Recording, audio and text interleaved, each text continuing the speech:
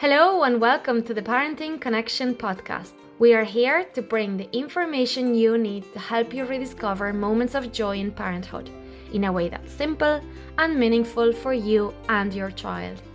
Parenting is hard, but we are here now, so we might as well make the most of it. How can we do that? Well, it all starts with this podcast.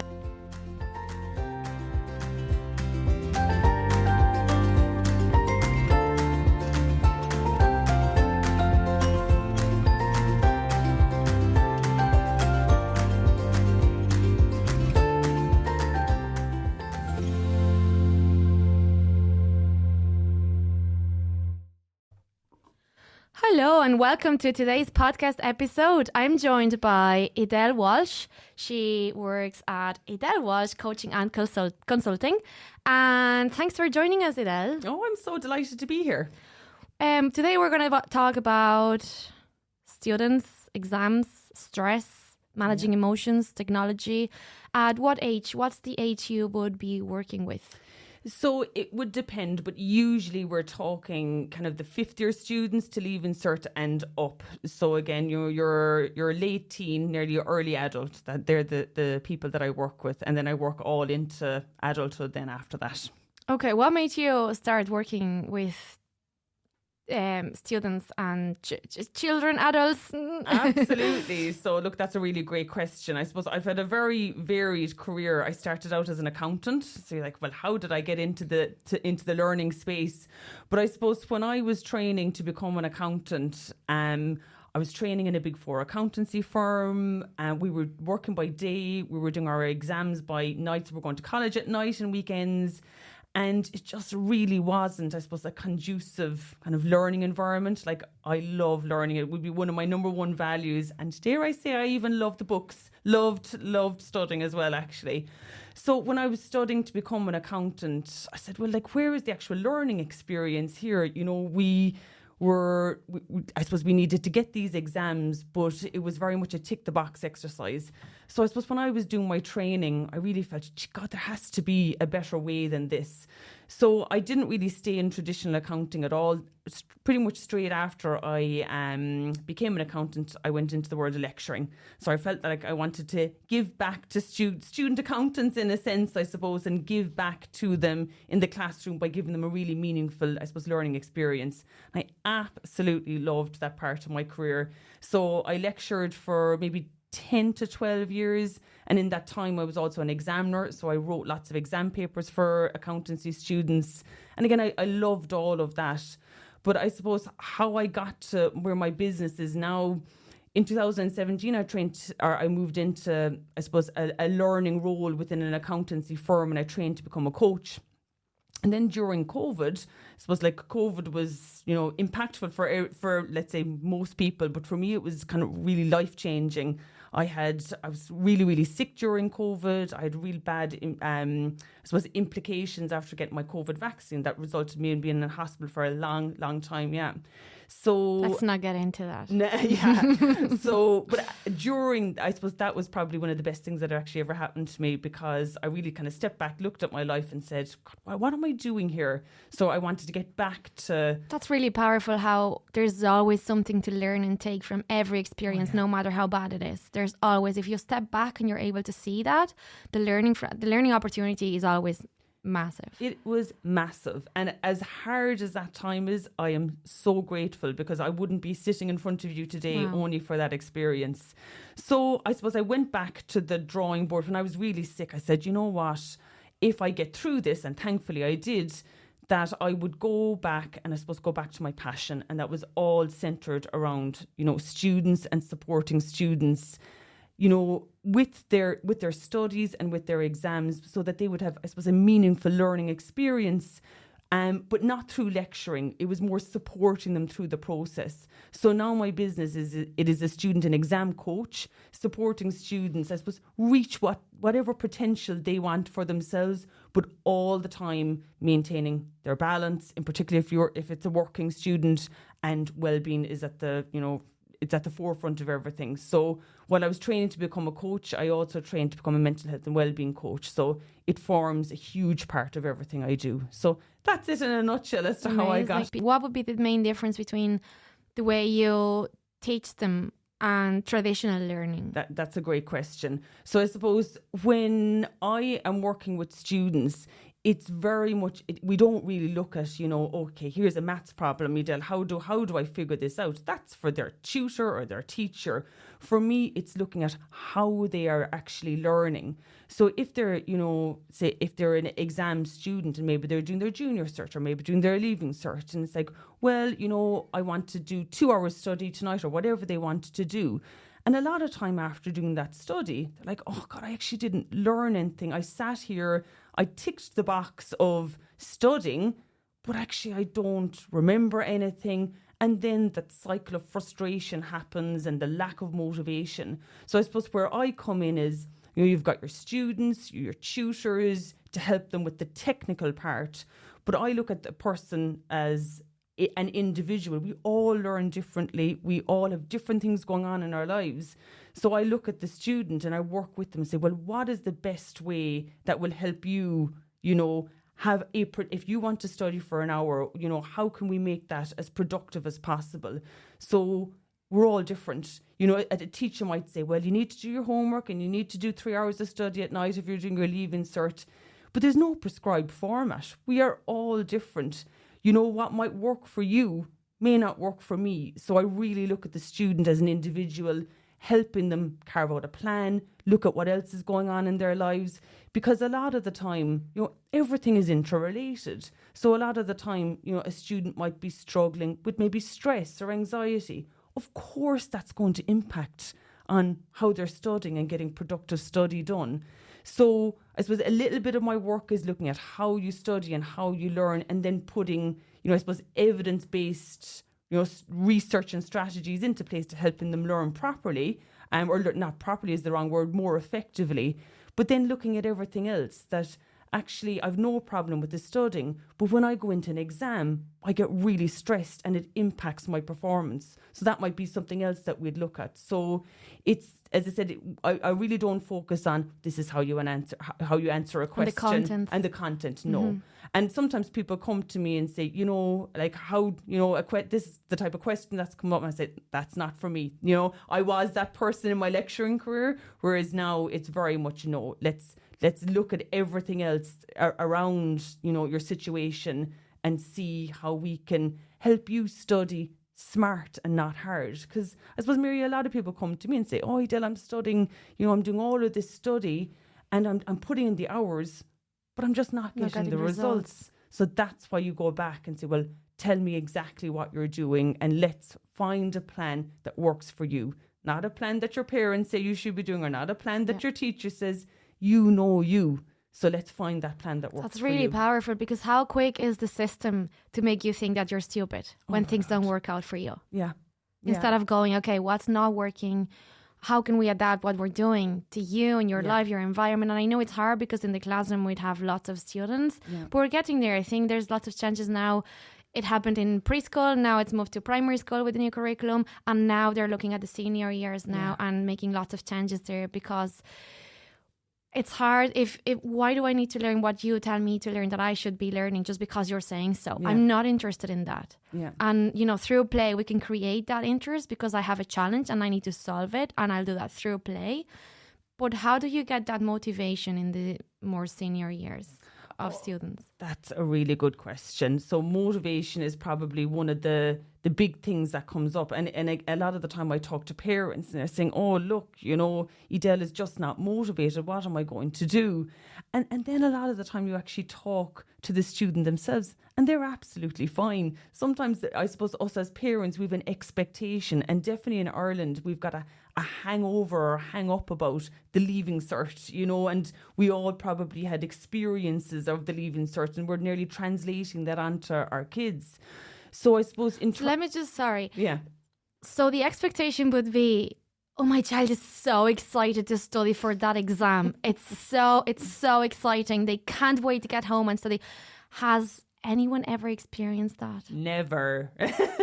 So can we just lower our expectations, please? Never. To more realistic. Let's expect that they're going to absolutely hate it. Yeah. And take it from there. And take it from there. The first thing I would say, it's like if you're going to the gym, okay, and you're going to the gym, are you going and you've said, I've got an 8:00 class now in the morning in the gym. Are you going to jump out of the bed and say, oh, hooray, it's the gym? No, you're not. So motivation follows action. Okay, so that's the first thing I would say. So it's about supporting our teens take action for themselves. I was talking, there's a woman, I was talking to a woman recently and she really sticks out at me. Her son was doing the leaving cert and he wasn't a client. We were just chatting. And she said, I told him now he has to do 3 hours study today before we do it, before he can go to that party or go out, on the Saturday night. I said, by telling you have to do 3 hours study, is that going to motivate you? Like it's worse. It's worse. Take that choice away from them. Exactly. And as a teen, they want a little bit more independence. So rather than saying, I want to see you doing 3 hours of study tonight, how can we reframe that and say, you know what, Miriam, you've got exams coming up. I know you've got a lot on your plate and you're feeling overwhelmed. How can we work on a plan together to, help you, achieve what you want to achieve? The ball has been put back into their court then. It's like, okay, I've got control here. It's not my mom or my dad, saying this is what I have to do. It's like, well, how can we help you achieve, whatever your goals might be? So rather than saying you need to do 3 hours or the teacher said you need to do X amount. Well, no, give the control back to the teen or to the young adult. I think a lot of the time it's also down to our own ego as parents, because if our children don't study for 3 hours, they fail an exam, I'm failing as a parent. So how much of that is for the child's well-being or for my own ego as being a successful parent? Oh, 100%. You've hit the nail on the head. We all want to say, well, my Mary Show and my off, Johnny, they got into Trinity. But how happy are they? Exactly. But, and you hit on a point there about failing. And again, I work with a lot of students that have failed exams and they're coming to me. And while if you fail an exam, yes, it is so hard. And I totally see it is so hard when you fail, but you only learn from failing. It is, and you're not going to see it when you're in it, but it will be it's a bit like me being sick and telling you, like, if I didn't get sick, I wouldn't be where I am. For a lot of students, when they fail, in time, it's actually the best thing that ever happened for them because they learn so much about themselves. Maybe they learn about how they learn, but you are only going to learn through failing. So if your teen comes home to you, or, again, a young child comes home to you and said, oh, I got really bad in this test, or, I'm a bit disappointed. Okay, that's great. What can you learn from this? It's all shaping their future as well, and their choices, their path, because by failing at that, they know what their strengths are, what their weaknesses are, and they can find that path that's suitable for them and their happiness. Exactly. So it's not about the outcome. I always say it's about the process. So okay, you weren't happy with, your exam, or you weren't happy with your spelling test, or whatever it may be. But always asking, well, what did you learn from that? Not focus on the outcome. What did you learn from this experience? And it might be, I'm not reading my questions properly, I'm reading it too fast. There's so much when you unpick it, but it's about being curious and kind of, I suppose, me putting my coaching hat on, just asking questions. That's all. It's not about giving your opinion. But it's just asking, what are you taking from this? And it's a bit cringy, but I always share with my students that come to me. There's a brilliant Michael Jordan advert, and he's on the basketball court. I think it's an ad that he does. I don't know, is it for Gatorade or something? I don't know. But he gives all of his stats, and he just says at the end, I have failed over and over and over in my life, and that is why I succeed. And I'm like, I just love that. Powerful. So powerful. It's like Albert Einstein when, he created so many lights before he created delight. Yeah, exactly. I again, if you've got a teen that isn't doing well or they're failing, it's like, brilliant. What can you learn from this? I love mistakes. So failure is success and progress. That's my mantra. failure is success in progress. I love that. Yeah. No, I didn't make that up. That definitely came from It's someone okay. famous. You got the idea. I know you like to talk about mindset as well. How much comes from motivation? How much comes from mindset? And do they complement each other? They definitely do. Like, again, I would, if I give you me as an example, when I was growing up, Miria, I had a mindset of I am bad at maths. I can't do maths. Positive vibration. Yeah. So if I tell myself I am bad at maths, or I'm not good at sport, or I'm not good at art, or, you know, I'm not good at, you know, writing an English essay, it becomes a self-fulfilling prophecy. If you tell yourself, you know what, I'm good at Irish, or I'm great at algebra, again, that also becomes a self-fulfilling prophecy. So it's about the stories that we are telling ourselves. And, I might have had a bad experience in a maths test, and then that mindset creeps in, that self-talk, oh, I'm bad at maths. So again, if you hear that from your child, and again, we were talking before we started recording, I was talking about my daughter, and she said to me one day, I'm bad at Irish. And I said, where is that coming from? And we kind of talked through it. And I said, you're only learning the language. You're not. It's not that you're bad at it. So again, it's trying to come at it from a different angle. But I suppose helping our kids and our teens reframe what they are saying, because again, with, I suppose, all the neural pathways in our brains, if we're telling ourselves I'm not good at something, it becomes a belief. Your inner voice. Yeah. And it becomes there's a no belief. no one louder than your inner voice. Exactly. So again, when a student comes to me, and again, I work with a lot of accountants, I'm not good at whatever the subject is. Just even, and again, this is all coming from Carol Dweck, she's like the mindset guru, but even putting the word yet at the end of the sentence. So I'm not good at maths yet. So what does yet imply? Yet implies that you will get there. Hope, exactly, that you will get there. So if you hear your child or your teen saying, I'm not good at chemistry and I hate chemistry, again, just get, I suppose, maybe question that a little bit, why do you hate chemistry? And it's interesting, I was working with a student, and again, she's actually doing her accountancy exams, but it all translates into, it's all the same when it comes to mindset. But she was doing management accounting, which is a particular course within her exams. And when she came to me first, it was like, I hate management accounting. That's what she kept telling me. I hate management accounting. And as a result, she failed it a number of times. But we worked on, I suppose, how she viewed management accounting. And she just changed her mindset and said, I'm working as hard as I can on management accounting. I'm doing my best on this subject. And I said, you have to keep at that mantra. This won't happen overnight. And then she came to me around 2 months later, and we were talking about management accounting. She's like, I actually look forward to doing management accounting. And I nearly fell off my chair because you could see it happening. Wow. Just the way she changed she changed the story she was telling herself. And it's so, mindset is so powerful. So the little tips there is put yet at the end of your sentence. I'm not good at management accounting yet. Yet will imply that you will get there. And other things, it's like with the failure that we just talked about.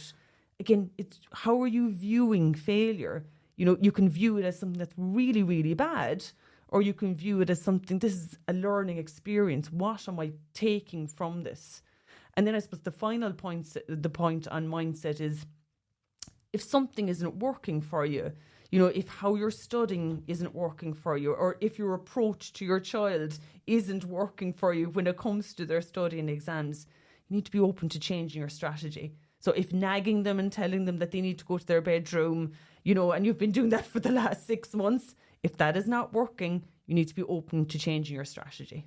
Yeah, because if it's not working, as they say, all behavior is communication. Yeah. What are they trying to tell you? Yeah. And then by being open to those changes, you're open to listening to them. Absolutely. Yeah. And in regards of what you mentioned about failure, the one thing I like to say as well is, what's the worst thing can happen?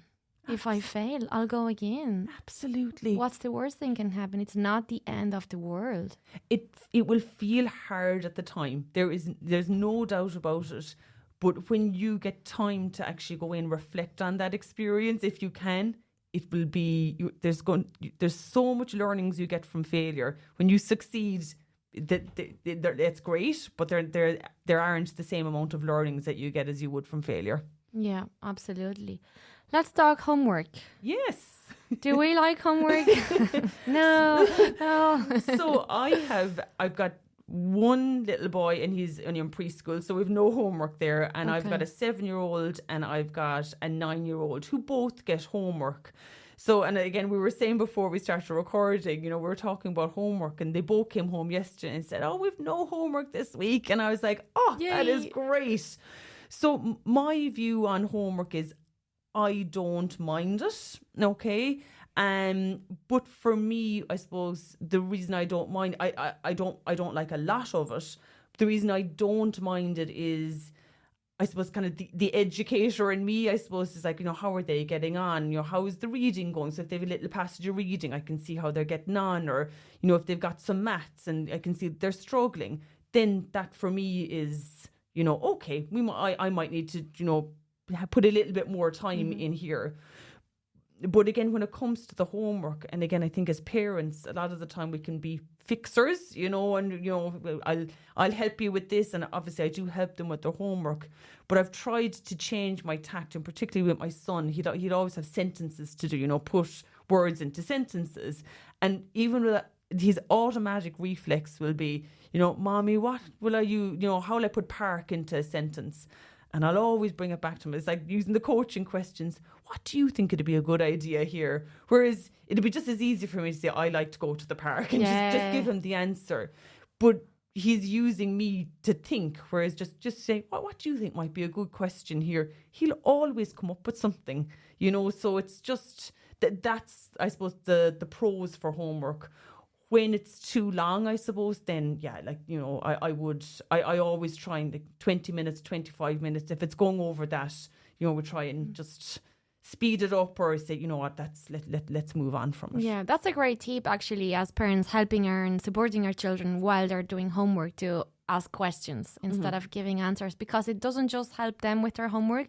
It validates their own voice. Yeah. It helps them find their own answers, but it also creates a little connection between the parent and the child, and it can open really nice conversations as well, with using the homework as an opener for chatting about their day or anything, because you might be doing some maths exercise or something, but then maybe like, I don't know, Johnny in my class is really good at this. Are you sitting beside Johnny? Oh no, he sits with whatever. Yeah. And that's the start of, instead of getting out of school and straight away, how was your day? What did you do? Did you play with your friends? Did you have give me a break, please? So that's a really nice way as well to create that connection. It is. And I suppose I'm quite routine focused. And again, this is part of my own upbringing. I was very kind of structured. And when we came home from school, we had to do the homework straight away. I have kind of kept that on as well. But I suppose it works for them, when they come in, they do the homework, and it's a habit. It's done. It's a habit. Yeah. It is a habit.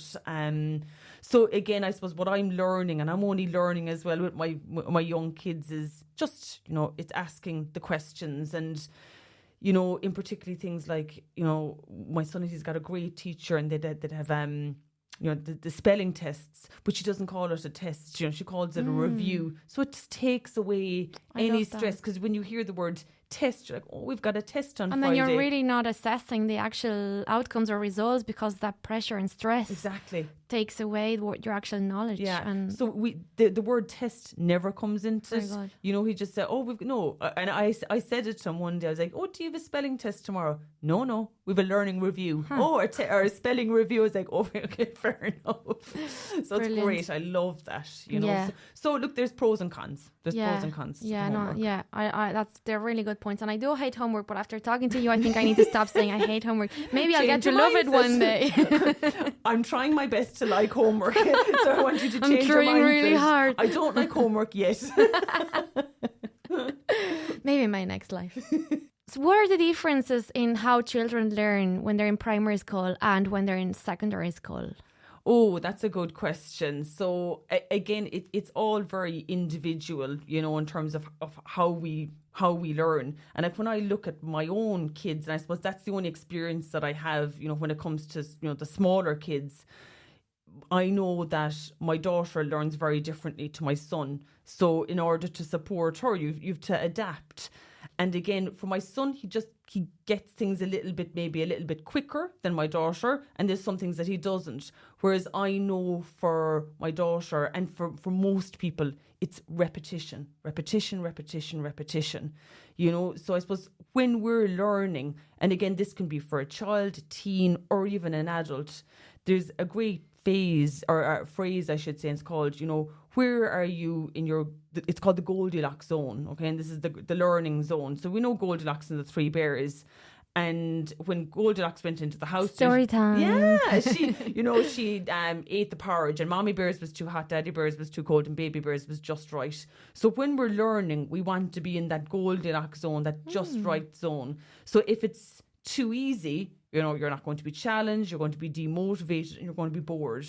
Whereas if you're in the panic zone, which is the opposite, you're going to feel stressed, overwhelmed. And this goes for, it doesn't matter what age you are, even for me and you, as adults, you want to be in that sweet spot where you're feeling challenged but you're still motivated. So again, everyone is different, but it's finding your Goldilocks zone. So again, my Goldilocks for my son might be different to my daughter, but knowing that we are all different. Whereas I know if they find something too easy, it's like, this is so boring, Whereas the same, if they're finding something really hard, you can see that little bit of stress, coming. So it's just finding that right zone. I actually just finished the Train the Trainer course, and it was so funny because on the first day, it was obviously the introduction. And so I started doing this new diamond art thing that you stick little diamonds on your picture with glue. Okay. And I posted a picture on my Instagram being like, okay, I'm doing this while I'm listening to the... And someone messaged me saying, wait till you get to day 3. You won't be doing that.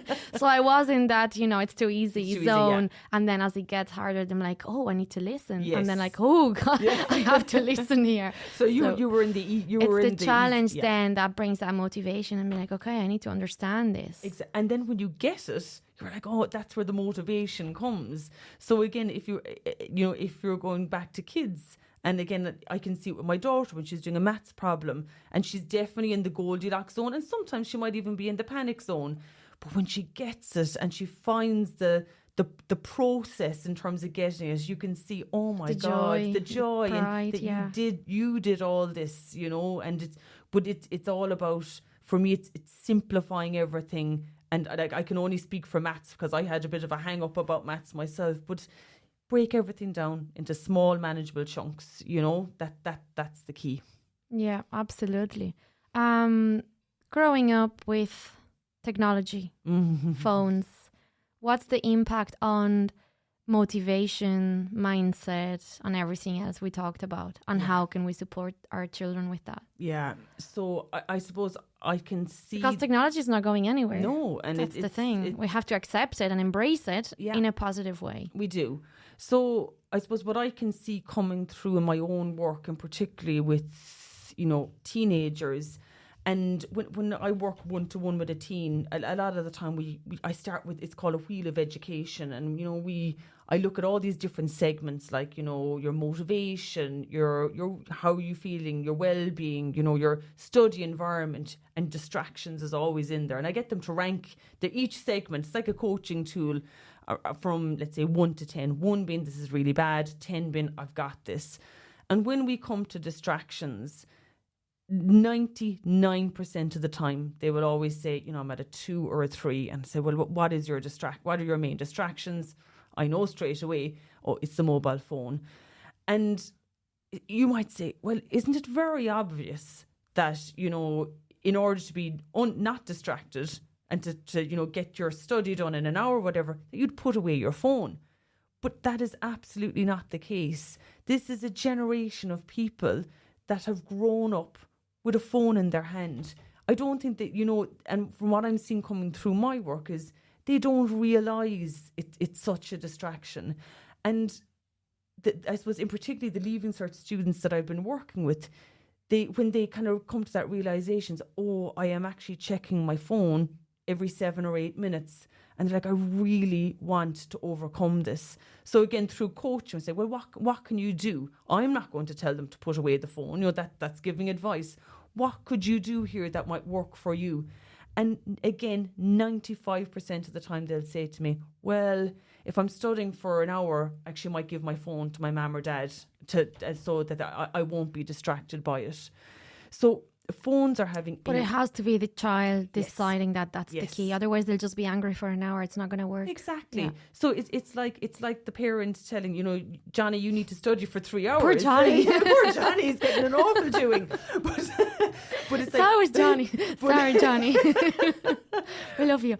But it's about giving the control back, and it works when they feel that they have made the decision. Yeah. But I suppose, again, I've done a lot of research on this because it fascinates me, I suppose. Like when I was doing my Leaving Cert, there was certainly no phones. I'm that old. But when I was doing my accountancy exams, we had phones, but like they had an aerial on them. I know. So to play football with my phone. So like, exactly. So, we were able to text. But I said, I cannot imagine what it would be like to do exams with this constant distraction. But I suppose there's a lot of research out there, and there's one particular research paper. It was, I can't remember the name of the paper, but it was written by a guy called Dr. Edel Walsh.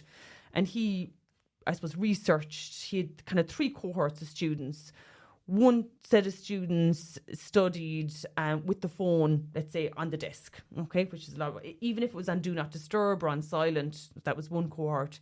The next cohort of students studied, the phone was in their environment, so it was in the room, but it might have been in a coat or it might have been in a drawer. And then the third cohort of students, the phone was outside the room. And it's no surprise that the students that did better were the students that the phone was actually outside the room. But the students that had the phone in the environment, even if they couldn't see it, they still performed less than the students that had the phone outside the room. When I'm talking to students, I always look at, how can you add friction to the system here? If your phone is your distraction, what can you do? And a lot of them say, I'll put it on Do Not Disturb. And I know myself, I'm probably addicted to my phone in a sense. If it's on Do Not Disturb and I'm trying to do a piece of work, I'll just take it off Do Not Disturb. Yeah. So that creates even more excitement because you're like, what's there? What if I got a message? What if it's like a mystery box? Exactly. I wonder. And you're getting all the dopamine. So a lot of the time I say, okay, well, and students will always come up with this themselves. And it sounds so simple, but they say, you know what? I'm going to put my phone in the kitchen. So at least then, I am doing, 25 minutes of study. If I physically get up out of my desk to say, you know what, I'm going to check my phone, you'll be quicker to stop yourself. Whereas if your phone is in reach, you're just going to pick it up and look at it. So it's it's creating that habit, and it's even bargaining with yourself. If you really don't want to be away from your phone, using the Pomodoro technique, work for 25 minutes, look at your phone, then, and I would, I suppose, want to avoid that as well. We'll come to that in a second, but again, just try and do it in a distracted-free state. Because just as you said there, if you're checking your phone, you're getting dopamine hits. And then your brain has to switch down back to Irish or chemistry or algebra or whatever it is. Yeah, and you have those thoughts in your head. It's and like trying to do a meditation after a very busy period. It's not going to work. Exactly. Your brain is saying, where are all my dopamine hits gone? I'm not interested in doing, an English poem here. So it's about giving your brain that rest and recovery that I suppose it truly needs in order for you to be productive then when it comes to your study. Yeah. And how can we help our children during these very busy periods to get their motivation back, or when they're really, really not feeling it? When they're not feeling it, again, it's all about asking questions. It's not about giving the solution. That would be, I suppose, my thought process. I can see that you're not motivated at the moment. What can we do to help? So again, it's putting it back, to them. And again, I suppose having that empathy. I know this is a really hard time. What can we do to support you? What can we do to help you? rather than, I suppose, constantly giving the solutions. And that actually works when kids don't want to go to school in the morning, when they don't want to do their homework. That's a really powerful tool to do, and a habit for us parents to take on board and start doing this instead of being like, no, you have to go. Exactly. It's easier for me to say. Easier said than done. And I do it myself. Now, you have to do this. But again, it's just, I try to, as best I can, put on even the coaching hat and say, right, and just ask the questions and try and get to it. And a lot of the time, you're still only going to get monosyllabic answers. But rather than fixing, let them fix, because we might want them to be motivated to get the points that they need in the Leaving Cert, or to get their course, or, to get whatever they want. But motivation will come from them, and motivation follows action. So it's even kind of supporting them. Well, what's the one small step that you could take today to help me get one step forward? And it's breaking it down into those really small, simple steps. Because when you think of, an exam or a course or the Leaving Cert, you think of it as a whole. It's very overwhelming. Very overwhelming. So it's breaking it all back down. So again, when I'm working with students, you've got your performance goal. Oh, I want to get X amount of points in the Leaving Cert. And that's fine, okay? But I don't focus on that. It's like, well, look at today. What's your learning goal for today? My learning is, actually, I want to learn this Irish poem. Okay, great, And so you have a learning goal, and then you'll do your learning and then test yourself to see if you've achieved the goal. It's not about, I need to do X amount of exam papers, or I need to read this amount of chapters. No, that's performance. It's about the quality of the student rather than the quantity. Yeah. So it all comes back to, again, it's like that change in mindset that we talked about, shifting, your mindset from the performance to, well, actually, what do I want to learn here? And when they actually, I want to learn X, Y, and Z. And then when you can do the learning and test yourself, and then, right, have I achieved my learning goal? Yeah, tick. And because as you said earlier, and now as well, that when you learn something and do something and get something right, that creates motivation, and 100%. You want to do more. So it's these little tasks. If my task for today is opening my laptop. Yeah. Because if I say my task today is replying to 30 emails and, recording a podcast and blah, blah, blah, blah, I get overwhelmed and I do nothing. And I get really overwhelmed and stressed and anxious. Whether my task for the day is to open my laptop. Yeah. Once I've opened my laptop, I log in. And once I'm logged in, I'll check my email. Exactly. And I'll do everything. Yeah. But I don't put that pressure on myself. And because I've done my first task is ticked off, I'm happy. Exactly. And then everything else is a bonus. Exactly. So, and just to kind of come back to that piece around goals, listen to what, your teen or your young adult is saying, and particularly, and again, I see it every day, even with my accountancy students, on Saturday, I wanted to do X amount of exam papers and I got none of them done. Of course, but that's an unrealistic goal, and it's outcome based. It's on the number of exam papers that you want to do. Whereas if you shift that into, well, today I wanted to learn how to do a debit and credit or whatever it might be, but again, you're giving it'll increase your motivation. Plus, it's that one small step to that performance goal. So the learning goals will result in the performance, but it's to reduce the overwhelm. It's break everything back down, and just even using the question, like, what's the one small step that I can take today to move myself forward? And again, that's not just particular to students. We can all use that. Yeah, absolutely. I'm just here thinking, I like that. Yeah, but it's just, how can what's the one small thing that I can do to push the dial today? I know what my goal is, but again, when I think about it, there's so much that I have to do. Well, what's the one small thing that I can do to help me progress? Yeah, and how does that how would all these benefit the relationship between the parent and the child, and how important is that for you?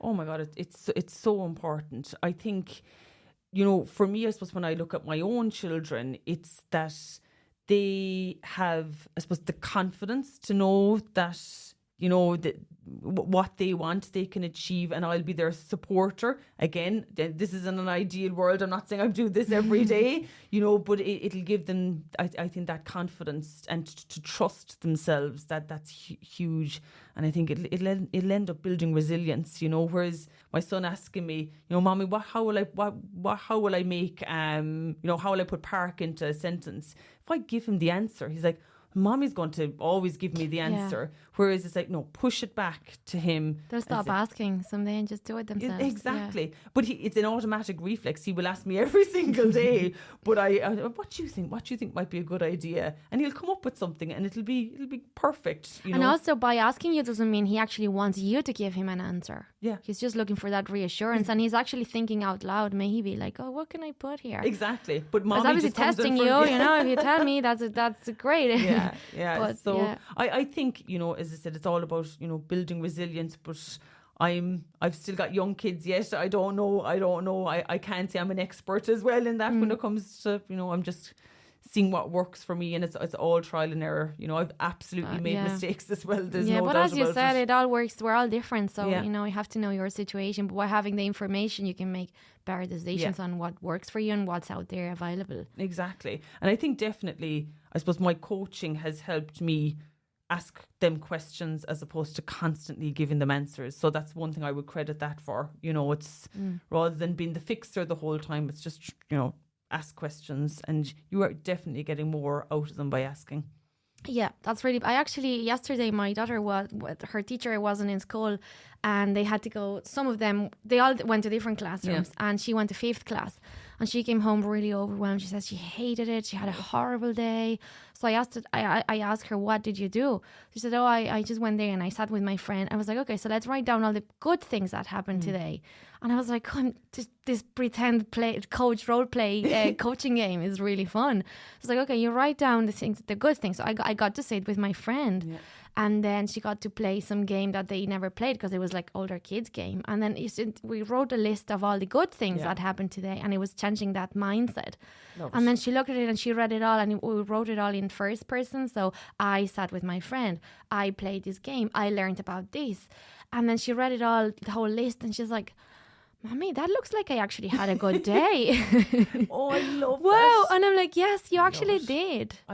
It's so funny because every day without fail, when I collect my 2 primary school kids off the bus, they will automatically tell me what went wrong. Oh, this what stop happened. complaining. Yeah. Oh, this happened, and I fell, and blah blah blah. But I always ask, tell me some good news from the day. Brilliant. Tell me some good news, and they're always like, but then something always comes, because there's always good news. But again, But we do the same. When I go back from work, that email, I got locked out of my email. Exactly. It didn't work. And I go, but what did you do? Yeah. I got a meeting with this person and I got booked for this course. Yeah. And okay, so we do the same. How are we not going to do the same? I think we're naturally wired to probably look at the negative, but it's just, switching it around. That survival thing, isn't it? Yeah. Yeah.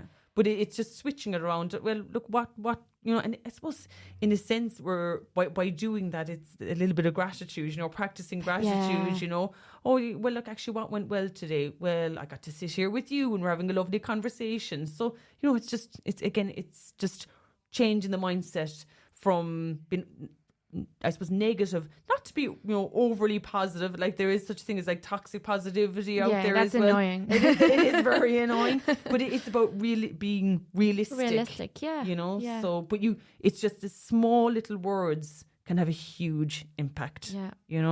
Good and bad. And bad, yeah, absolutely. What are the final tips you would like to give to our listeners, whether they're students, parents, anybody, and Johnny? I think, and this is, I often need to take my own advice here first, but I think, in particularly if you're a parent of an exam student, look after yourself first. When you're up on the aeroplane, put on your own life jacket first, and then you can attend to your kids. So if you were stressed about them but you might be stressed that they're not stressed, or you might be stressed that they are stressed, look after yourself first. Because so then that you were in the the best, I suppose, physical and mental state to look after them and support them. So for me, it's all about, your own well-being. When you are well yourself, everything else contagious. It's contagious. It is contagious. So I suppose that would be my first one is, put on your own life jacket first. The last one, we've talked about it throughout, our conversation, is just ask questions, keep asking questions, to pretend you're a coach, and as I say, I'm still learning every day, and a lot of the time I still don't ask questions, but when I do ask questions, that's when the magic happens, because you'll get some little nugget that they'll be willing to share with you, I think. That's beautiful. Thank you so much, Edel. That was really, really powerful, and I've no doubt it's going to help and support and inspire anyone listening to us. Oh, well, thank you so much for having me. And where can we find you? So my website is edelwalsh.ie, and I am on Instagram at Edel Walsh. How did you come up with that name? Oh, it did. It took a long time. It took a long time, a lot of soul searching, and on my LinkedIn as well. Brilliant. Thank you so much. We'll link everything on the description, and thanks so much for listening. Thank you for listening to this episode. The Parenting Connection is a membership platform for all parents who want to make more conscious decisions when it comes to their parenting and children. You can find out more at theparentingconnection.com. If you enjoyed this episode, don't forget to hit the subscribe button so you'll never miss out on a new episode, because you never know what we're about to bring you. Let us take your parenting reality from tension and perfection to fun and connection.